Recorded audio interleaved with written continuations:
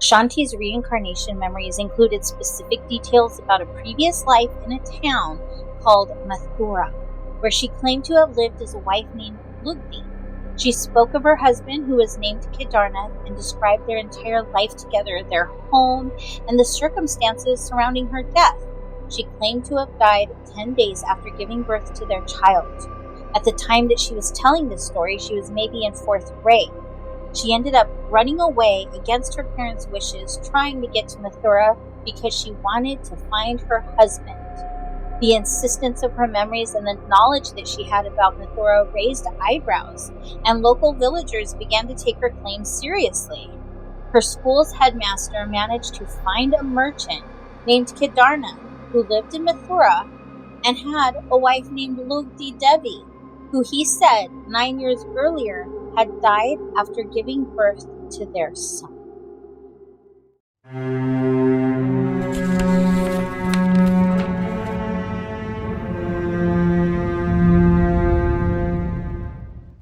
Hello, listeners, and welcome to Dark and Divine Encounters. I'm your host, Denise Dodge, and in each episode, I will be guiding you through 2 real supernatural encounters, one eerie and the other one heartwarming. Life is a mix of trials and triumphs, and I've seen that the paranormal is no different. Don't forget to subscribe, hit the like button, and follow us on social media for updates. New episodes drop every Wednesday until the season ends. Please note, this podcast features stories of paranormal activity which may contain details or descriptions of events that may be unsettling or triggering for some listeners. So take care of your needs first and always.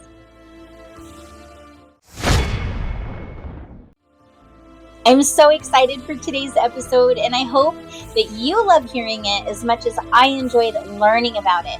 For our dark segment today, we're taking you to the mysterious village of Belmez, Spain, which is known for its eerie phenomenon of the Belmez Faces. In the 1970s, the homeowner of a house in Belmez began to notice strange, human-like faces appearing on the concrete floor. It sparked a frenzy, a paranormal investigation, and despite numerous attempts to explain the phenomenon, these faces continue to baffle experts and enthusiasts alike to this day. And wait until you hear where the faces might be coming from. For our divine segment, we're going to hear about the remarkable story of Shanti Devi, a girl from India who, at 4 years old, claimed to remember her past life and describe it in clear detail. Shanti's incredible recollections led her to identify her previous family and provide details about her life that seemed impossible for a child to know. Her case has become one of the most famous examples supporting the idea of reincarnation, raising a profound set of questions about the nature of life and death.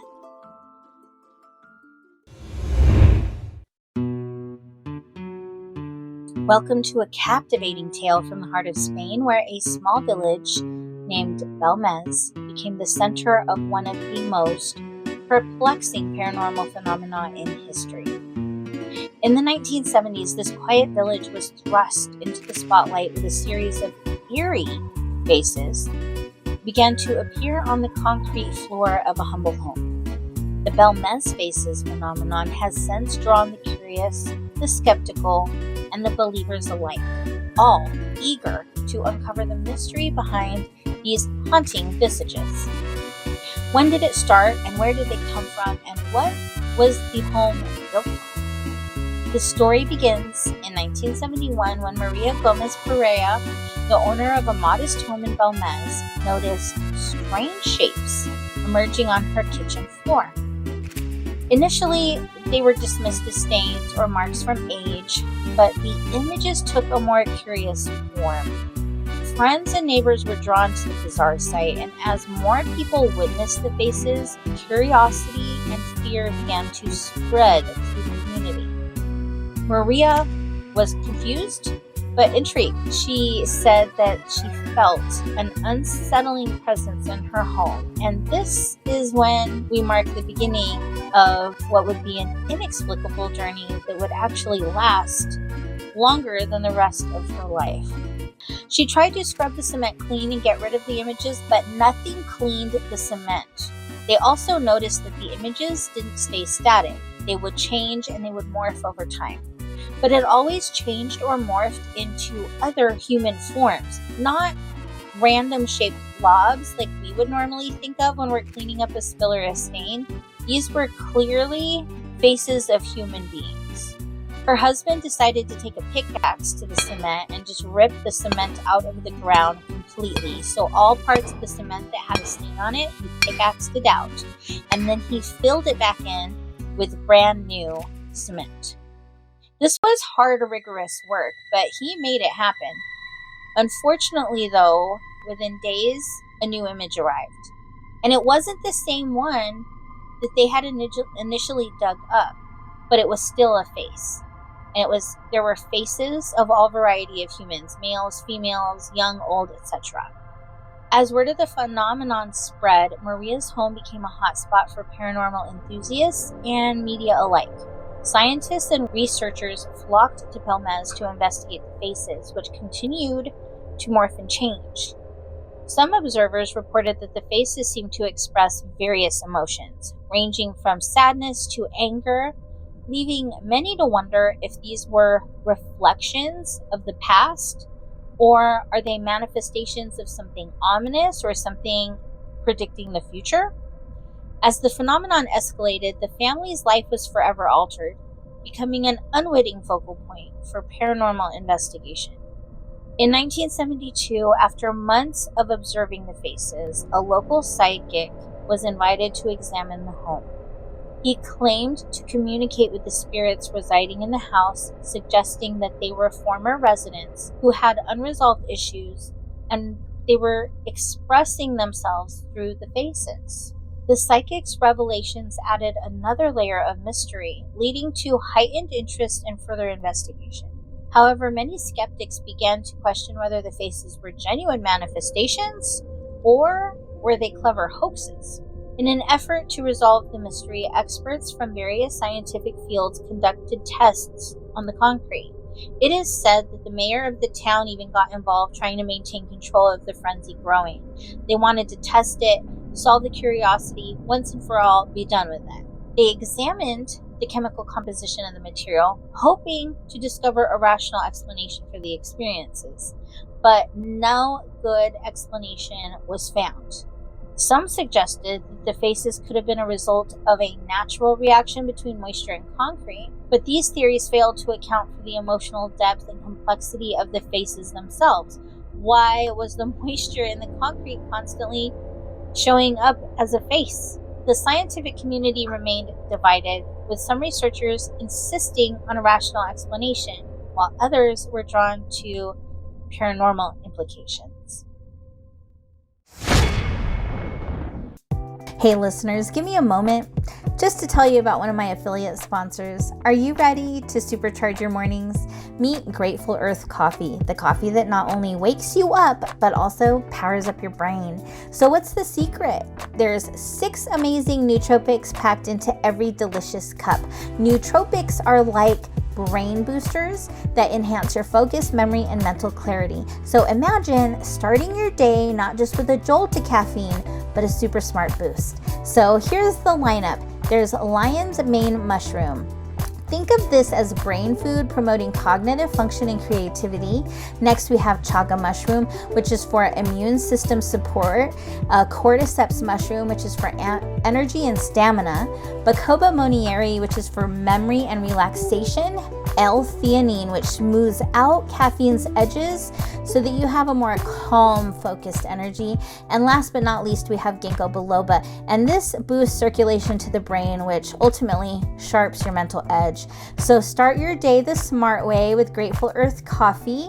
By using my affiliate link in the video description to purchase Grateful Earth Coffee, you'll not only support this brain-boosting beverage, but you'll also help keep my podcast, Dark and Divine Encounters, thriving. Don't forget to subscribe, hit the like button, and follow us on social media for updates. Thank you so much. The situation escalated when eventually they decided to excavate the floor. After a very long and strenuous dig, they found decapitated skeletons living in the ground below the home. This phenomenon shocked researchers and visitors alike because it suggested that the faces were not merely superficial stains, but something more profound. This unexpected twist reignited debates among scientists and paranormal enthusiasts about the nature of the faces and their persistence despite effort to eliminate them. The belief grew that the faces might be tied to the land itself, a testament to the spirits that are still lingering. The bodies were removed and they were given a proper burial in a local cemetery. Despite this, though, new faces kept appearing on the cement even after they relaid brand new cement floor. Researchers tried to find out who the bodies belonged to, but no one was able to figure it out. There were no records of any bodies being buried on that plot of land, so no one knows anything. People cannot help but believe that the faces appearing on the cement are the only bits of hope that the disgruntled spirits have at expressing who they are and that they were present. Throughout the years, many psychics and mediums have visited Belmez, and each have offered their own interpretation and insight into the phenomenon. Some have claimed to have received messages from the spirits, believing that the faces were a cry for help or a desire to communicate with the living. These narratives added depth to the story, and it transformed the Belmez faces from mere curiosity into poignant reminders of the human experience, loss, longing, and the search for understanding beyond death. Maria ended up passing away in 2004 at the age of 85, but new faces appeared throughout her entire life in this home. One of the theories that was circulating was that the images were either created by Maria or were affected by Maria's emotional state. But even after Maria's death, new faces continued to appear on the cement. The phenomenon never went away, and the style of art in which the faces appear has not changed either. The spirits expressing their image through the cement remain. As the years went by, interest in the Belmez faces waned, but the phenomenon has never truly faded. The legacy of the Belmez faces endures, with the village becoming a pilgrimage site for those who are fascinated by the paranormal. Visitors reported strange sensations and experiences, adding to the lore surrounding the phenomenon and ensuring that the story remained alive in the midst of the curious. The Belmez Faces story is a fascinating chapter in the annals of the paranormal. It's a blend of mystery and intrigue and human emotion. And despite decades of investigation, no one has been able to provide a satisfactory explanation for the faces that continue to this day to captivate and confuse those who visit. Today, you can visit and explore Belmez and witness the site where the inexplicable phenomenon unfolds. You can also see where they have kept the previous images that have appeared. They've kept the cutouts of the cement, so you can see those as well. The faces may remain silent, but their presence echoes in the hearts and minds of those who seek answers in the shadows of the unknown.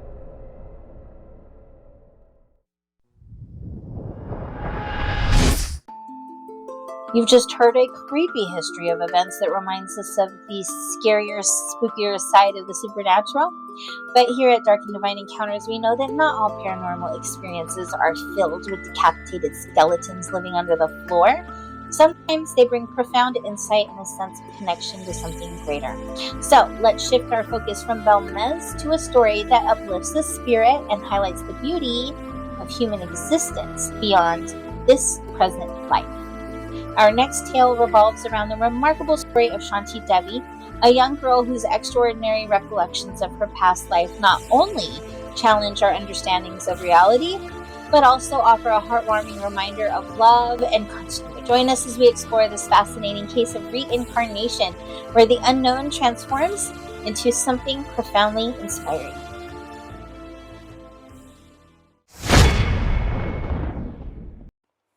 None of us wants to be separated from our loved ones, and despite this, we know also that death is inevitable. But what if when we die, we were able to come back and find them again? let's delve into a fascinating concept that has intrigued humanity for centuries, and that is reincarnation. In Hinduism, reincarnation is the belief that the soul undergoes a cycle of birth, death, and rebirth. The spirit basically recycles into a new form. This cycle allows the soul to experience life in various forms, learning and evolving with each incarnation. It reflects a profound understanding of existence, where individual experiences contribute to the collective journey of consciousness. This perspective fosters a sense of continuity and growth, and it emphasizes that death is not an end, but a transition. So our story today centers on a girl named Shanti Devi. She was born in 1926 in Delhi, India. From a young age, Shanti exhibited interesting qualities that set her apart from the other children. For instance, she did not speak until the age of 4. When she was 4 years old, that is when she began to speak, and she began to immediately speak of memories that seemed far beyond her years. She claimed to recall details from a life she lived prior. Initially, her parents dismissed the stories as imagination, but as her recollections became increasingly vivid and she continued to be very insistent that this was not a daydream, this was not imagination, this was real, they couldn't ignore the peculiar nature of her experiences. Shanti's reincarnation memories included very specific details about a previous life in a town called Mathura, and she claimed that she lived as a wife named Lugdi, and she spoke of a husband whose name was Kedarnath, and she described their life together, including their home and the circumstances surrounding her untimely death. She claimed that she died 10 days after she gave birth to their child. During her youth, somewhere, I think it was around 4th grade from what I read, but I couldn't get a clear answer on that, she tried running away against her parents' wishes, trying to get to Mathura on her own because she wanted to find her husband. The insistence of her memories and knowledge of Mathura raised eyebrows, and it drew a lot of attention to her family, who a lot of people began to take her claims seriously.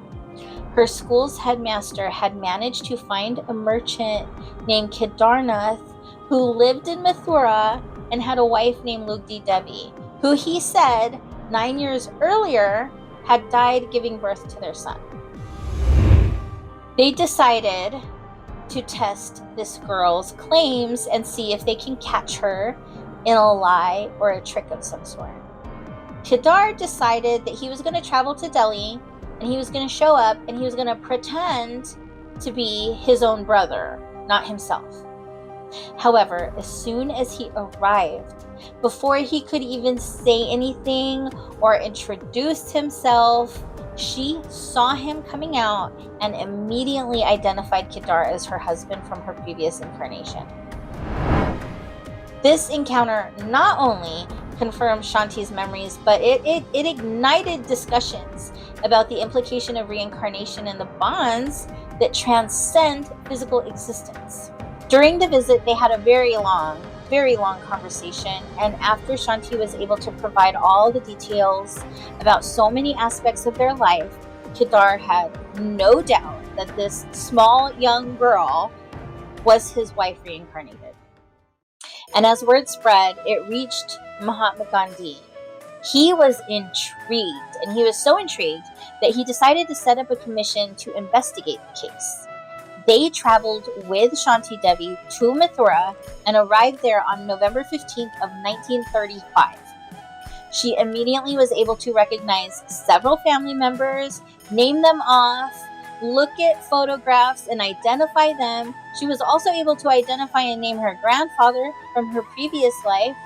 She was also able to call Kedar out on his neglect of promises that he made when she was on her deathbed.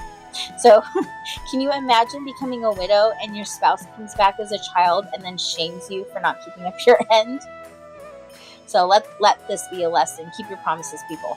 But the end of Mahatma Gandhi's investigation concluded that Shanti Devi was indeed the reincarnation of Shanti Devi, with no doubt. The local community became captivated by Shanti's story, and it led to further investigations. A team of researchers and journalists had gathered to document her experience. They asked her questions about her life, and she consistently provided accurate information about her family, the home, and all of the events leading up to her previous death. The clarity and confidence with which she spoke contributed towards the fuel of the belief that something extraordinary was happening. And as Shanti recounted experiences, people couldn't help but realize that these were things that no young girl her age should logically know. Despite the overwhelming evidence presented, skeptics remained. Some suggested that Shanti was just a child with a really vivid imagination, or they would say that her memories were influenced by those around her. But the consistency of her accounts and the emotional depth that she conveyed when she talked about it made it very difficult to dismiss her claims. The case of Shanti Devi sparked intense debates about the nature of consciousness and the possibility of life beyond death, inspiring both believers and skeptics to explore their own beliefs.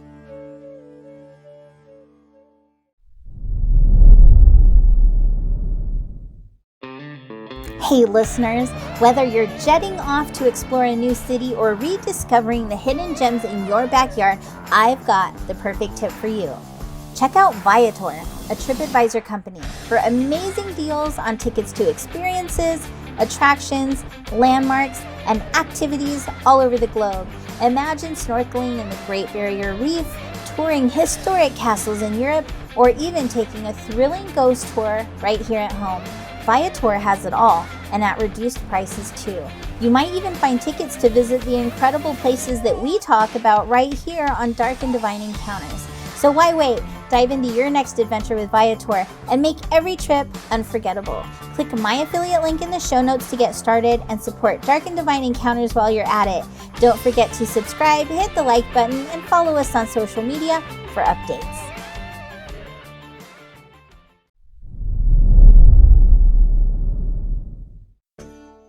Over the years, Shanti's story became a very well-documented case of reincarnation, attracting attention from researchers, scholars, and even those interested in spiritual aspects of life. Books were written, documentaries were produced, and her story served as a catalyst for discussion about the continuity of the soul and the lessons that it learns through its various lifetimes. Shanti's life became a bridge connecting the past to the present, inviting people to contemplate their own beliefs about life and death. As Shanti grew older, she embraced her experiences and used them to try and inspire others and help others. She often spoke publicly about her past life, emphasizing the lessons that she learned through her unique journey. Her story became not just about the mystery of reincarnation, but also about the importance of love, connection, and the eternal nature of the soul. Shanti's insights offered comfort to those grappling with the fear of death, reassuring them that there is more beyond this life. Death is not the end, it's simply a transition. And as Shanti became an adult, she decided not to marry. She had very clear memories of the pain of leaving her husband and child behind because she was dying. She remembered the death very clearly, and she still, in effect, felt like a widow. She said that growing up, she could remember moments and experiences from her death, and she would suffer from nightmares about it, and people could hear her crying at night from the trauma of it all. In most reincarnation cases, memory begins fading drastically around age 5, and it's typically completely gone by the teen years. Shanti Devi is proof that it doesn't always disappear, though. It can be noted that asking a reincarnated person to keep remembering and talking about the experience makes it harder for the memory to fade away as well, because you're only strengthening those pathways. As she grew up, she did tackle with the realization that not only was she growing up in this life, but she was processing all the lessons that came from the previous life. For her, she called it a multi-life existence.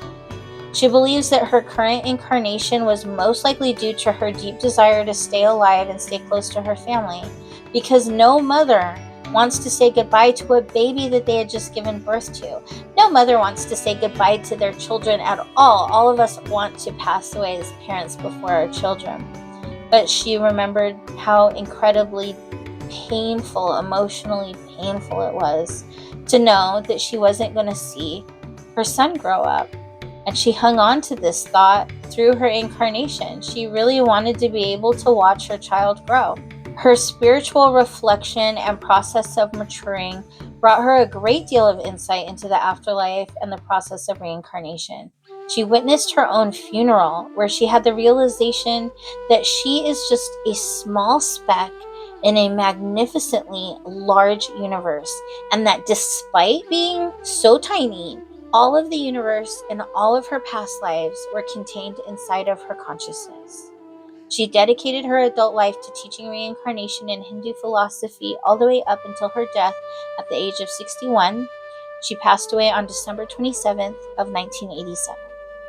Today, the legacy of Shanti Devi lives on, continuing to inspire countless individuals to explore the concept of reincarnation and the possibility of past lives. The case serves as a reminder that our existence may be part of a larger tapestry of experiences, woven together by lessons, growth, and connections that transcend time. Shanti's journey offers hope and encourages a deeper understanding of our place in the universe. For those who may fear the end of life, her tale hopefully is a beacon of hope, illustrating that reincarnation offers opportunity for learning and growth, and death does not have to be the end. The journey of the soul is ongoing, filled with possibilities for transformation and further understanding. As we reflect on Shanti's experiences, I hope that we find comfort in the notion that our existence continues beyond this physical realm. Within you is every incarnation you have had since the creation of your conscious spark. You are vast, and death is not permanent. We want to hear your own paranormal experiences. Have you had an encounter with a spirit or experienced something that you just cannot explain? Or maybe do you happen to be one of the few that remembers your past life? Send your experiences our way and you might hear them featured in an upcoming episode. You can reach out via email, social media, or through our website. And if you'd like to buy me a cup of coffee, my donation links are in the show description along with a link to the show notes. If you'd like to know more details about today's topic, your support helps us keep exploring real paranormal encounters together. And that brings us to the end of this episode today. We've balanced the scales of the paranormal, revealing both the unsettling and the uplifting. Thank you for listening to Dark and Divine Encounters. Until next time, tread lightly but fearlessly.